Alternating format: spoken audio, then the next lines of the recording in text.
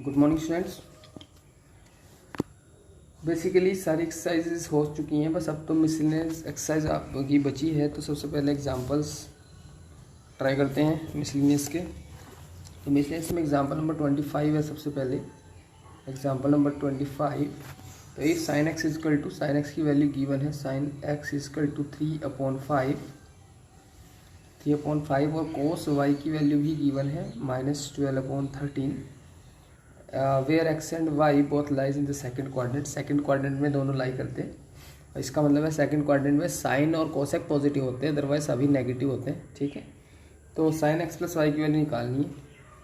तो sine x plus y का जब हम फॉर्मूला खोलेंगे तो उसमें साइन एक्स कोस वाई भी आएगा और कोसेक साइन वाई भी आएगा। तो हम साइन एक्स और कोस वाई से, साइन एक्स से कोस एक्स की वैल्यू और कोस वाई से साइन एक्स की वैल्यू यहाँ पे फाइंड करेंगे। ठीक है, तो साइन एक्स इजकल टू 3/5 है।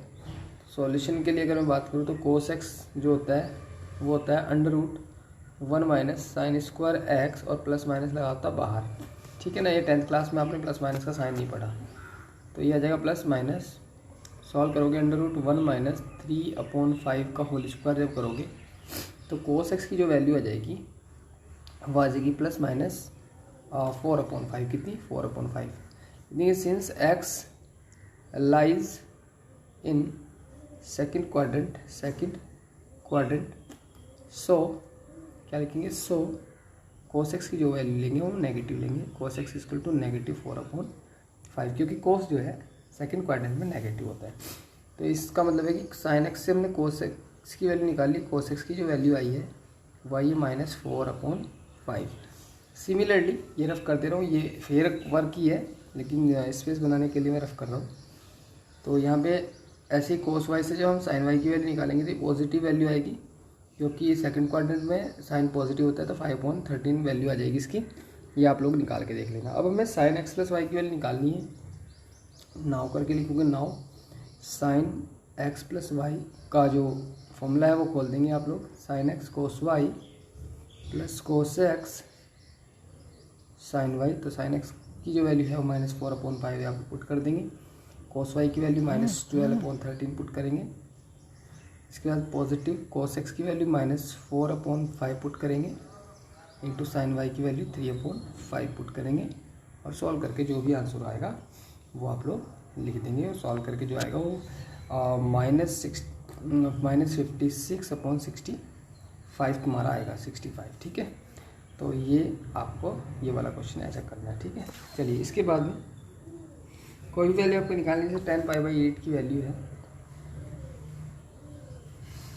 इस एग्जाम्पल नंबर अगर 27 की बात करता हूँ, एग्जाम्पल नंबर 27, तो ये है 10π/8 की वैल्यू में निकालनी है।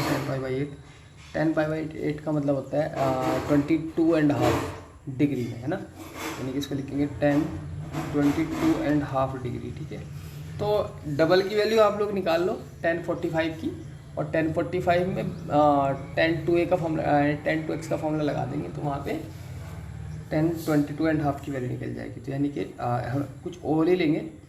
वी हैव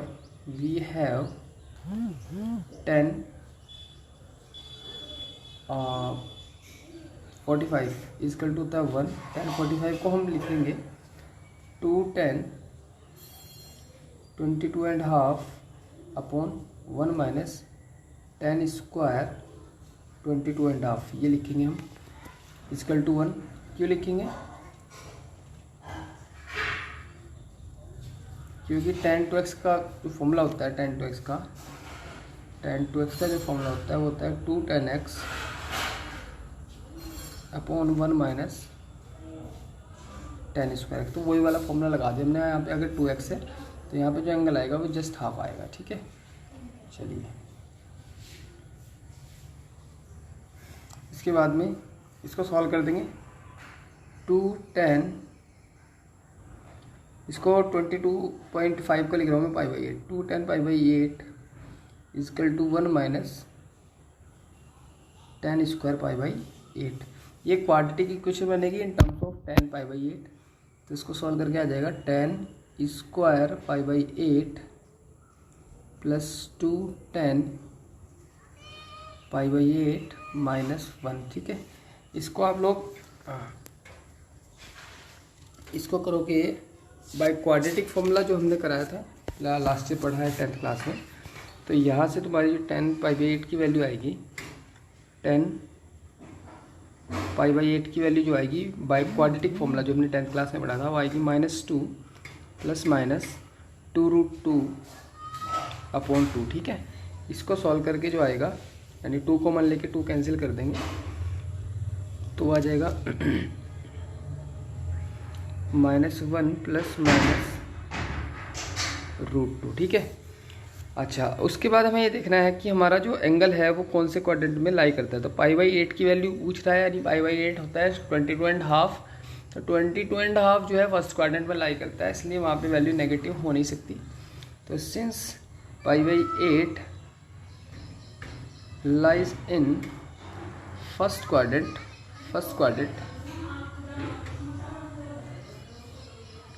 सो 10π/8 की जो वैल्यू होगी वो होगी पॉजिटिव, दैट इज -1 + √2। माइनस नहीं लेंगे क्योंकि वो नेगेटिव वैल्यू जाएगी। तो ये वैल्यू हमारी फाइनल आई, यानी इसको वैल्यू को हम √2 - 1 भी लिख सकते हैं। तो याद भी रखने वाली बात है कि √2 - 1 जो है वो 10π/8 की वैल्यू होती है। तो ध्यान रखना, जब भी इस तरह की वैल्यू निकालनी हो आपको, उसके डबल की वैल्यू निकाल लो, ऑटोमेटिकली उसमें /2 वाला फॉर्मूला लग जाएगा। ठीक है, यानी tan × x वाला या cos × x वाला। ठीक है, सपोज दैट मुझे sin 22.5 की वैल्यू निकालनी है। ठीक है, tan 22.5 की, तो मैं यहाँ पे tan 45 से निकाल सकता हूँ, लेकिन थोड़ा टिपिकल पड़ेगा। cos 45 से निकालना है। cos 45 की जो वैल्यू होती है वो होती है 1/√2।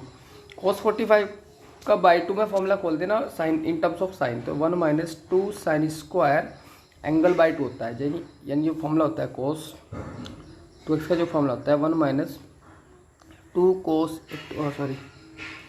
2 sin² x होता है, यानी कि यहाँ पे अगर 2x है तो यहाँ पे जस्ट हाफ x।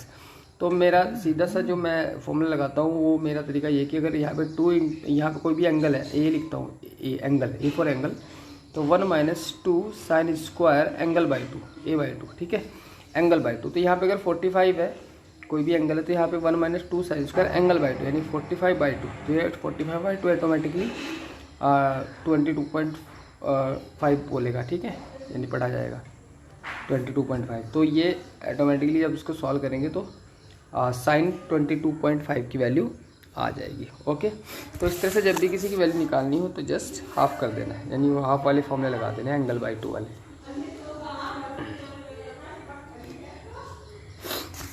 चलिए, आई होप सो कि आप लोग ये क्वेश्चंस कर लोगे।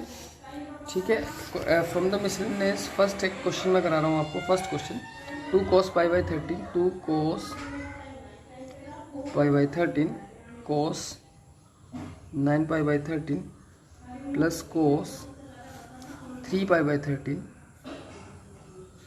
प्लस cos 5π/13 इसका टू 0 लाना है। देखो ये दोनों इनटू में है, तो 2 cos A cos B का मैं फॉर्मूला लगाता हूँ। 2 cos A into cos B का मैं फॉर्मूला लगा देता हूँ। तो 2 cos A cos B का जो फॉर्मूला होता है वो होता है cos A + B plus cos A - B, ये वाला फॉर्मूला होता है। तो मैं यही फॉर्मूला यहाँ पे लगा रहा हूँ फर्स्ट दोनों में।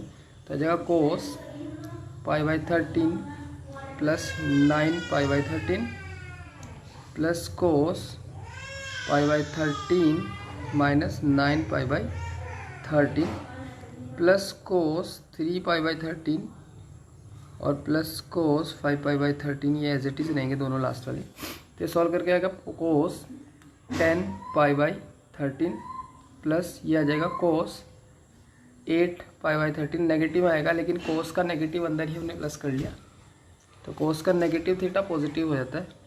cos 3π/13 plus cos 5π/13। अब ये चारों हमारे प्लस में आ गए, तो यहाँ पे cos C plus cos D लगाएंगे, और cos C plus cos D first दोनों में लगा कोई फ़ायदा नहीं है, क्योंकि cos C plus cos D जब फर्स्ट दोनों में लगाएंगे तो ये वाली लाइन बन जाएगी, क्योंकि जस्ट अपोजिट होती है। ठीक है, तो ध्यान रखना फर्स्ट दोनों में नहीं लगेगा। कुछ इस तरह से कॉम्बिनेशन का सेट करो कि कुछ हमें मतलब प्राप्त हो, इसमें कुछ रिसीव।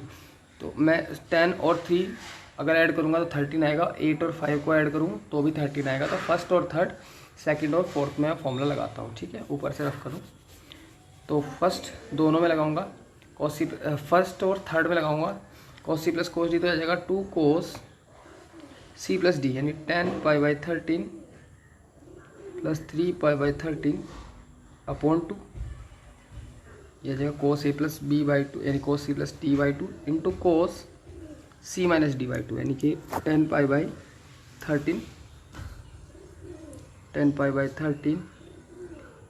Minus 3π/13 upon 2।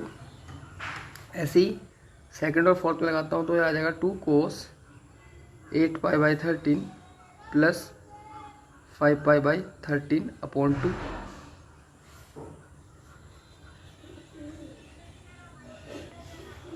और इंटू कोस 8π/13 माइनस 5π/13 अपॉन 2, ठीक है। इसको सॉल्व करके मैं डायरेक्ट लिख रहा हूँ, क्या आएगा 8 और 3 को प्लस करूँगा, 10 और 3 को 13 आएगा, 13π/13, 13 से 13 कैंसिल, तो 2 कोस π/2 बचेगा, और यहाँ पे कोस 10 में से 3 माइनस करके 7π/26 बनेगा, ठीक है, प्लस 2 कोस यहाँ पे π/2 बनेगा into cos 8 minus 5 that is 3π/26 बनेगा, ठीक है। अब मैं यहाँ से क्या करता हूँ, अब 2 कोस π/2 होता है 90 और 90 वाले होते हैं 0, दोनों टर्म्स हो जाएंगे हमारे 0, चाहे तो कॉमन लेके कर लो चाहे विदाउट कॉमन लेके कर लो 0, तो फाइनली 0 हो जाएगा टोटली, ठीक है ना। वैल्यू रख देना कोस π/2 की 0, तो कोस π/2 की वैल्यू 0 से पूरा 0 हो जाएगा। तो स्टूडेंट्स आपको मिसलेनियस एक्सरसाइज कंप्लीट करनी है आज, 10 क्वेश्चन है, 10 के 10 क्वेश्चन आपको कंप्लीट करने हैं। Okay students, have a nice